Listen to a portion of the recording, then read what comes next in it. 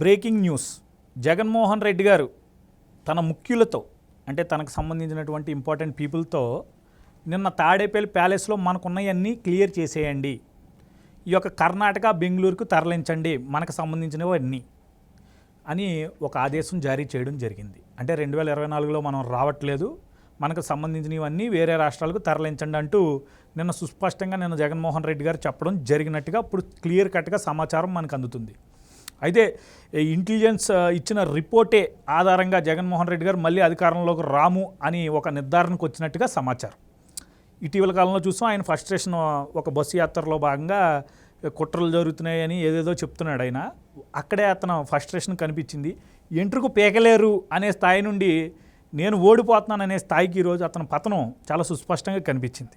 ఇప్పుడు జగన్మోహన్ రెడ్డి గారు వేరే రాష్ట్రాలకి అంటే మొత్తం తనకు ఉన్నటువంటి ఇప్పటికే కంపెనీలు అన్నీ వేరే రాష్ట్రాల్లో పెట్టారు. ఏపీలో ఉంటే పట్టేసుకుంటారు కదా రేపు గవర్నమెంట్ రాగానే. సో ఇప్పుడు వెళ్ళిపోవడానికి ఆయన అంతా సంసిద్ధమయ్యాడు. ఇప్పుడు మరి క్యాడర్ ఎలా తీసుకుంటుంది మరి ఈ వార్తని? మీ అభిప్రాయం ఏంటి మరి? ఇప్పుడు సుబ్బు గారు, మరి జగన్మోహన్ రెడ్డి గారు ఈ వార్త ప్రధాన ఛానల్లో కానీ వార్తాపత్రికలు కానీ రాలేదు, కానీ సమాచారం అయితే నడుస్తుంది. నేను ఆల్రెడీ చెప్పాను, ఏంటంటే వీళ్ళు పాస్పోర్ట్లు సీజ్ చేయాలి చాలామంది అని.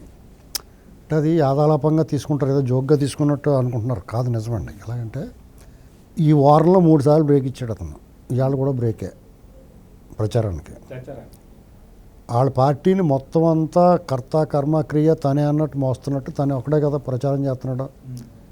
ఒక గుర్తింపు పొందిన 10 మంది తెలిసిన ఒక ముఖం కూడా లేదు ప్రచారానికి అతను తరపుని, ఆ పార్టీ తరపుని.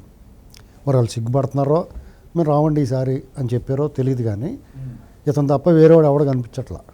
కొంతమంది డబ్బులు ఇదివరకు తొట్టి గ్యాంగ్ 300 మంది వచ్చేవారు కదా, అలాంటి వాళ్ళు ఎవరు కూడా కనపడతలేదు. ఇదివరకు ఆత్మ ప్రేతాత్మ అందరూ ఒకళ్ళు వెనకాల నుంచి ఒకళ్ళు ఎదరి నుంచి పనిచేశారు కదా. ఐవైఆర్ కృష్ణారావు ఇలాంటి వాళ్ళు 300 మంది పనిచేశారు అప్పుడు ఆ గ్యాంగ్. ఇప్పుడు వాళ్ళు ఎవరు కనపట్లా. మనందరికీ తెలిసిందే, ఆయనకి తెలుస్తుంది. మనకన్నా ఎక్కువ సమాచారం సూక్ష్మంగా మైక్రో లెవెల్లో కూడా తెలుస్తుంది. ఏ స్థానం ఎలా పోతుంది, ఎంత తేడాలో పోతుందో కూడా అంచనాలు ఉంటాయి వాళ్ళకి. కాబట్టి అతను డిజాస్టర్ అంటే గౌరవప్రదంగా అసెంబ్లీలో కూర్చోగలిగిన స్థానాలు కూడా రావట్లేదు అతనికి. అప్పుడు ఏమవుద్దంటే ఒకవేళ పొరపాటున అతని ఓటమి కూడా ఖాయమైపోయింది పులివెందులో. ఇలాంటి పరిస్థితుల్లో ముందు జాగ్రత్త పడడం సహజంగా ఎవరైనా చేసే పని. ఇతను ఇంకా ఈ దొంగ తెలివితేటలు ఎక్కువ ఉంటాయి కాబట్టి వీళ్ళకి ఇంకా ముందుగానే జాగ్రత్త పడతారు. ఇప్పుడు వాళ్ళ చేతిలో పోర్ట్లు ఉన్నాయి కదా, ఏదైనా తరలించి వెళ్ళిపోవచ్చు అక్కడి నుంచి, ఎవడు అడిగి కూడా ఉండడు. ఎయిర్పోర్ట్లు కూడా వాళ్ళ చేతిలో ఉన్నట్టుగానే మొన్నటిదాకా విమానాల్లో, ప్రైవేట్ విమానాల్లో, జట్లు అందాక ఇప్పుడు మన కార్ పార్కింగ్ చేసుకున్నట్టు పార్కింగ్ చేసి పెట్టుకున్నారు. ఏదో 2 కిలోమీటర్లు ఫ్లైట్ దిగుతూ ఎన్ని చేసాడు. ఇప్పుడు వాటి మీద ఇప్పుడు కుదరకపోయినా ఏ పోర్ట్లు ఉన్నాయి. అంతేకాకుండా ఈ లోపల తన safe place Bengaluru, Hyderabad safe అంటే అది కూడా సేఫ్ కాదు అతనికి, కానీ ఆంధ్ర కంటే సేఫ్. ఇప్పుడు రేపు ఇంకో ప్రభుత్వం వచ్చిందనుకో ఊపిరి కూడా అడిగి పీల్చుకోవాలి, అలా పెడతారు. ఏమంటే ఒక 5 నిమిషాలు గాలి పీల్చుకుంటానండి అని అడగాల. అంటే ఇతను చేసిన దుర్మార్గాలు మామూలుగా అయితే చంద్రబాబు గారు హయాంలో అలాంటివి ఏముండవు. అలా ప్రతిదీ అవినీతే. అవినీతి, అక్రమం, దుర్మార్గం, అరాచకం, రాజ్యాంగ చట్ట ఉల్లంఘనలు అన్నీ చేసాడు. అదే ఇతని మీద అప్లై చేస్తే ఇతను అవుట్. వాళ్ళు కాబట్టి తట్టుకున్నారండి. దగ్గర నుంచి కూడా స్కామ్లేనండి వాళ్ళు. గుడ్డు స్కామ్ వాళ్ళు కాబట్టి తట్టుకున్నారు. ఎందుకు తట్టుకున్నారు? వాళ్ళు ఏం తప్పులు చేయలేదు కాబట్టి తట్టుకున్నారా? నీ ఒళ్ళంతా చిల్లే కదా, నీ పార్టీ వాళ్ళు నువ్వు ఉన్నాయి. గ్యారంటీగా వీళ్ళు జెండా దుకాణం సర్దేయడానికి, జెండా ఎత్తేయడానికి ప్లాను. దీన్ని బట్టి వాళ్ళ కేడరు ద్వితీయ తృతీయ శ్రేణి నాయకులు తెలుసుకోవాల్సింది ఏంటంటే, ఇప్పుడు పల్నాడులోను వేరే చోట ఇతర పార్టీల వాళ్ళ మీద దాడులు చేస్తున్నారు. వాళ్ళు ఊళ్ళో ముఖముఖాలు చూసుకునే వాళ్ళు, రోజు ఎదురుపడే వాళ్ళు కూడా ఒకరినొకరు తిట్టుకుంటున్నారు, వాళ్ళ మీద తెగబడుతున్నారు. ఏదైనా పార్టీ జెండా కట్టినా, ఆ పార్టీ ప్రచారానికి వెళ్ళినా, ఆ పార్టీ గురించి ఇంకో పార్టీ గురించి మాట్లాడినా వీళ్ళు ఎగబడుతున్నారు కొంతమంది. అన్ని చోట్ల లేదు, అక్కడక్కడ. అది కూడా అనవసరం అంటున్నాను నేను. ఎందుకంటే మీరు రేపొద్దున్న జూన్ 4 రిజల్ట్స్ వచ్చిన తర్వాత మిమ్మల్ని ఎవడు కాపాడుతాడో అతను దుకాణం సర్దుకు వెళ్ళిపోతున్నాడు. ఈ నాయకులందరూ ఆల్రెడీ ఫలితాల కన్నా ముందే శ్రీలంక కట్ట పేకడుకుంటా కట్ట పోతారు. వీళ్ళందరూ ఉన్నాయి వేసవి సెలవుల్లో రిలాక్సేషన్ రిఫ్రెషర్ కోసం పోతున్నామని చెప్పి పోతారా. మీ వెనకాల ఎవడుంటాడో ఊళ్ళో వాళ్ళు శుభ్రంగా పులుసు వేస్తారా. ఇప్పుడు ఊరుకుంటారు అవతల వాళ్ళు, నువ్వు చేసిన పని వాళ్ళు చేయలేరా. కాబట్టి వాళ్ళు జాగ్రత్తగా అన్నీ మూసుకుని, ఓటమి సహజం అండి, గెలిపోవటం సహజం, గత ఎన్నికల్లో వైసీపీ పార్టీ గెలిచింది, ఈసారి కూటమి గెలుస్తుంది. అది సహజంగా జరుగుద్ది. జగన్మోహన్ రెడ్డి గారు 30 సంవత్సరాలను కళ్ళగన్నారు. అంటే ఆయన 30 సంవత్సరాలు నేను ఉంటానని చాలా గట్టిగా చెప్పాడు. దానికి తగ్గట్టుగానే ఆయన ప్రణాళిక రచించుకున్నాడు. అయితే తన ప్రణాళిక వర్కౌట్ అవ్వలేదు. నియంత్రిత పోకడి కూడా ఈరోజు పని అవ్వలేదు. సో అది అన్న అతనికి చాలా డిసప్పాయింట్మెంట్కి లోన్ చేసింది అంటారా? ఉంటుందా? ఇప్పుడు కలగనటం తప్పు కాదు. ఇప్పుడు లాటరీలో 100 కోట్లు రావాలని కలగనడం కావడం తప్పు కాదు. అది కలగనొచ్చు. కానీ నువ్వు లాటరీ టికెట్ కొనాలి కదా. నువ్వు లాటరీ టికెట్ కొని నీ తల కింద పట్టుకుని ఆ 100 కోట్లు తగలాలని కలగనాలి. అంతేగాని లాటరీ టికెట్ కొనకుండా 100 కోట్ల లాటరీ తగలాలని కోరుకుంటూ అలా చేసేటి ఈయన 30 సంవత్సరాలు ఉండాలనుకోవడం తప్పులేదు.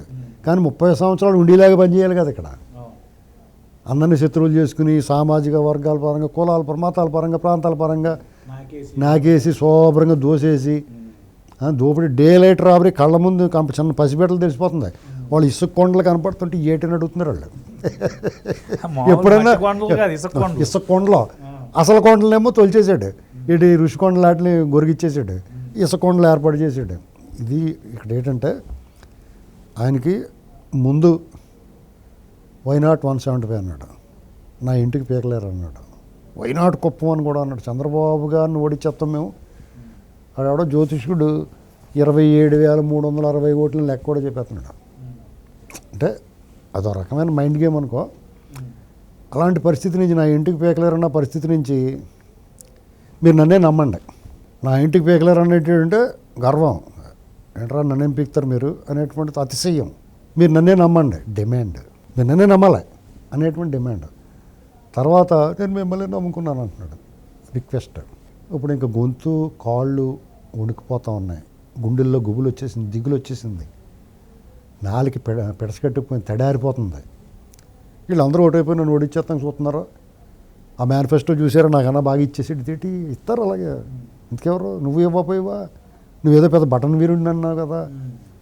అంటే గంధపు చెక్కలోనూ ఏనుగు దంతాలు అమ్మేసుకుని వీరప్పని కూడా కొంతమందికి ఒక గూడాలు 4-5 గూడాలను రెడీగా రక్షణగా పెట్టుకుంటాడు.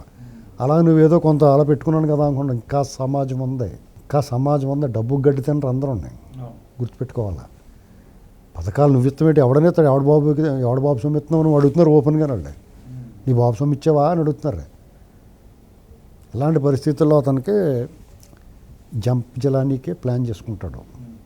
అంటే ఇప్పుడు వేరే దేశం అయితే అవ్వదు, ఇక్కడ రాష్ట్రంలోనే వేరే ప్లేస్లో ఉంటాడు. మళ్ళీ ఎలక్షన్ టైంకి అంటే అతను ప్లానింగ్ చేసుకోవడానికి ట్రై చేస్తాను, కానీ కుదరని ఎవరు ఇంకా చేసుకుంటారు, పారిపోవడానికి అవకాశం ఉంటుంది. యాసంగి సెలవులు 20 రోజులు సెలవులకి వెళ్తున్నానంటే ఒప్పుకుంటారు. పడతారు డబ్బులు పొలవమంటాను, ఉన్నాయి కోట్లు ఉన్నాయిగా, తినేది దొబ్బేసిన డబ్బులు ఉన్నాయి కదా. వీళ్ళు పారిపోయినంత మాత్రాన ఎవడో తప్పించుకోలేడు. ఎందుకంటే నీకు పీతలు తెలుసు కదా, నీకు ఎండ్రకాయలు, ఊరి పొలాల్లో చిన్న చిన్న బొక్కలు ఉంటాయి, పీత బొక్కలు అంటారు వాటిని. అవి ఏం చేస్తాయి, అందులో దాక్కుంటాయి. వాటిని నక్కలు తిరుగుతాయి, వాటి కోసం అవి తినేద్దామని పట్టుకుని. ఆ నక్కలు ఏం చేస్తాయంటే, నక్కలు వచ్చేటోడికి బలబలబలమంటే లోపల దూరేస్తాయి ఆ కన్నంలోకి. అప్పుడు నక్కే తోకెడుతుంది అందులోనే, ఆ కన్నంలోనే తక్కువని పట్టుకుంటుంది. దాని సహజ లక్షణం, సహజ బుద్ధి ప్రకారం ఆ ఎండ్రకాయల దగ్గరికి ఏదైనా పెడితే టకాలమని ఆ డెక్కలతో పట్టుకుంటుంది, టపాలమని ఈత లాగేసి నోట్లో పడేసుకుంటుంది. అలా పట్టుకొచ్చేస్తారు. ఎక్కడున్నా ఈడ్చుకొస్తారు.